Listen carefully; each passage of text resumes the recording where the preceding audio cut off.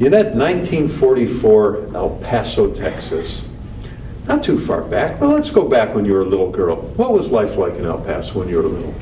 El Paso, when we were growing up, was like utopia. It was the easiest place to be, safe, which is not anymore. You felt like there was this network around you that was watching over you, but you had the freedom to do and be who you wanted. It was wonderful. The Hispanic influence made it very la la la la la, very laid back, and yet it was totally unthreatened. The Jewish community was small, small enough so that we knew practically everybody, and certainly my parents knew everybody. We felt a huge amount of acceptance and camaraderie among our neighbors and friends. What did your brother and sister and you do for fun? What did we do for fun? We were very involved at school. We were involved at our synagogue. My sister and I were way more social than my brother, and that probably is because he never had a chance to talk with two older sisters who talked nonstop. We were, like I say, all of us were very involved at school. We were involved in BBYO. We didn't travel a lot at that time. We were pretty close to home. What grammar school did you go to? Mesita. Mesita, yeah. What did your folks do? What did your dad do for a living? My dad was in business for himself. My dad actually was stationed in El Paso, and that's how he met my mom. He came back, when they realized that this was going to be where they were going to live. He came back and he got a job with a wonderful family who remains very dear to us, very close ties. A Army-Navy store. Oh. And he worked, he had just come out of the service. He didn't have education, formal education. Right. He was as smart as anybody you ever knew. They were just, it was actually the family of my mother's very best friend growing up. And they gave Daddy the job he needed until he could do something on his own, and of course then they absolutely championed him in that endeavor. And then he was able to buy his own business, and what it was a subcontractor business to builders. He manufactured Venetian blinds, shower doors, tub enclosures, decorative mirrors for homes, and he ran it and worked it. Where did he meet your mom? At a synagogue party when he was stationed in El Paso. Yeah. Now, was your dad in World War II? Yeah. Well, yes, he was. He was. He was a pilot instructor, so he really never did a whole lot of combat, but he was in Europe for a bit. So he was over in Europe at the time. Okay. What about your grandparents? Do you remember them at all? Oh, for sure, for sure. Tell me about them. Our oldest daughter is named after my grandmother. My grandfather came with his brothers, left Poland before the war, left Poland, and they couldn't get into the States, so they went to South America. And that's how we ended up in El Paso. My grandfather made his way up from Argentina through South America, Central America, Mexico, and he sent for my grandmother, who presented him with a son that he'd never seen. She was pregnant when he left. Wow. And that was my uncle, of course. So my grandfather came to the States not speaking a word of English. He spoke Polish, Yiddish, whatever other languages, and Spanish. So he was a street peddler.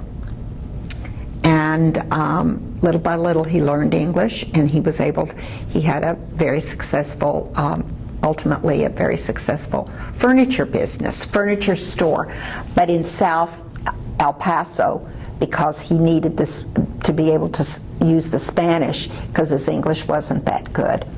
My grandmother never learned to read or write English. She read the foreword every morning, and she could tell you labels in a grocery store, but she had never actually read English.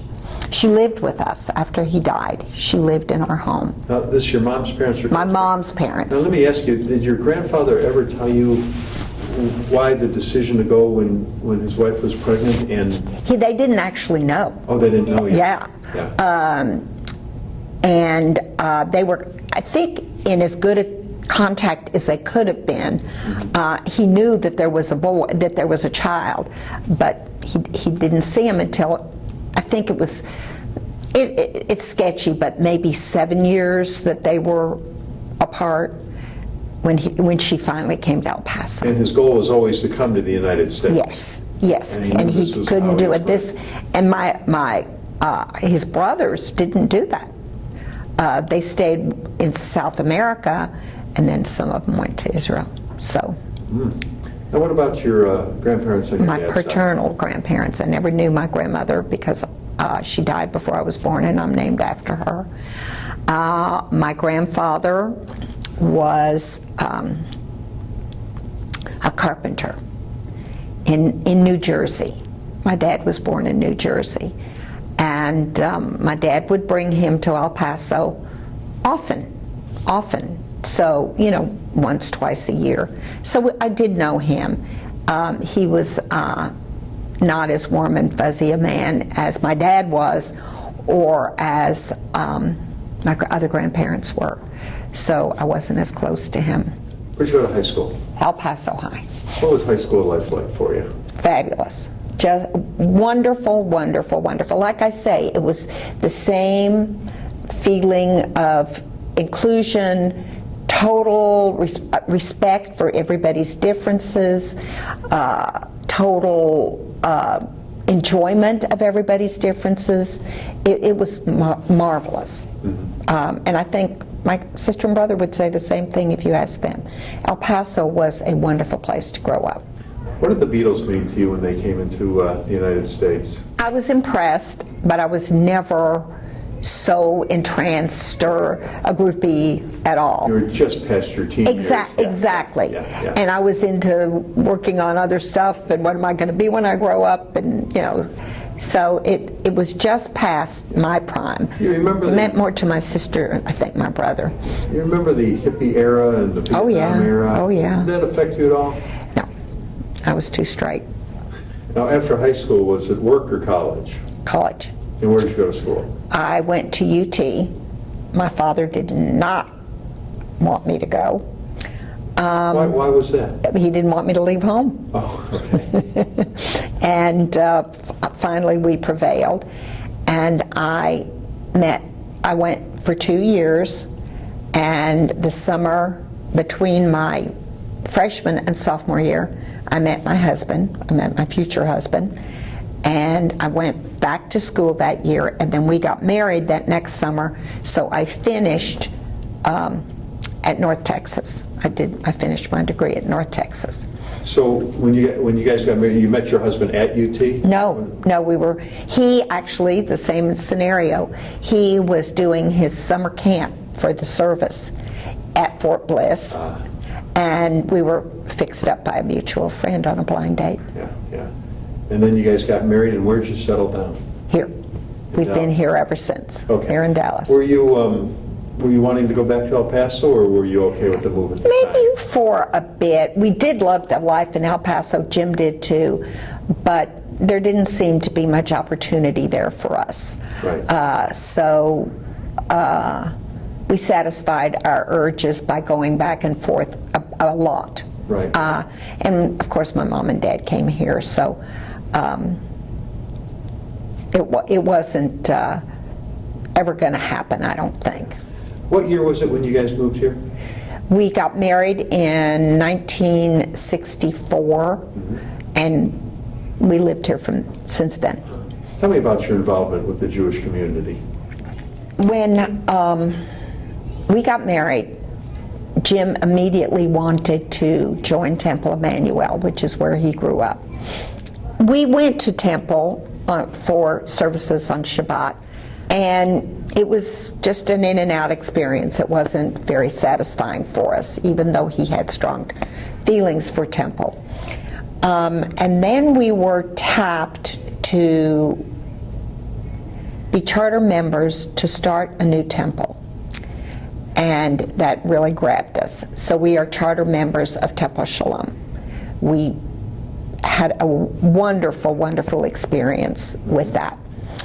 Probably simultaneous to that, we were tapped to be part of a group of young people in Dallas for leadership training. At that time, it was called the Associate Board. We were grabbed up by Janice and Arnold Sweet, and they became our mentors. After the Associate Board, they changed the whole concept of, this is Federation, they changed the whole concept and changed the name of this leadership development program to Young Leadership Development. And we matriculated through that. We did the course again, and then we were tapped to be chairs for that. And in fact, we served twice as chairs for that. And it fit. I call us the poster children for Federation. It was a good fit for us. We both had a need, a desire to give back to the community, even when we didn't have anything to give. And it was something that we worked on together. So that's how we started. I would say that either the Temple Shalom experience and or the early Federation experience. There's been so much technology in your lifetime.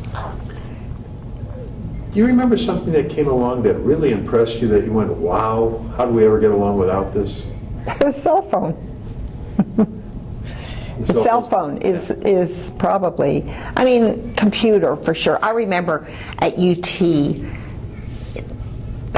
my freshman year, there was a building that was the computer building. That's the size that the computer system was. Yeah. It took up a whole building, and we all used to file in to look at, this is so amazing, how does it work?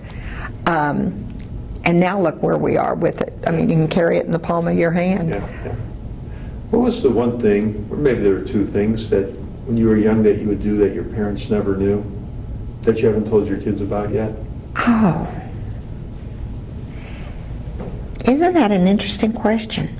What I did do, which was the only bit of rebellion that I did, my parents were concerned that I was dating a non-Jewish boy in high school, and they forbade me to see him. And I snuck out, which of course I was found out. But I just couldn't deal with the fact that I was any better than anybody else, and that's what they were saying. They said, you're better than him. Yeah, yeah. And that bothered me terribly. And of course, it endeared him more to me because they were saying no. But that's probably the extent of my rebellion. I'm kind of an open book.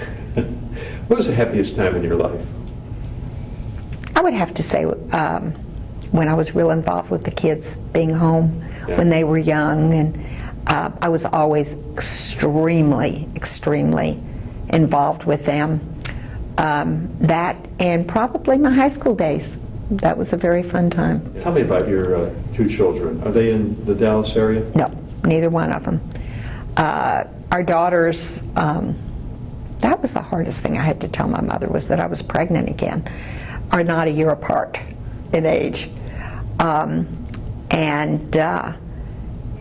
Mindy, the older one, by 2 days less than a year, is in New York City, where she met her husband, and that's where they make their life.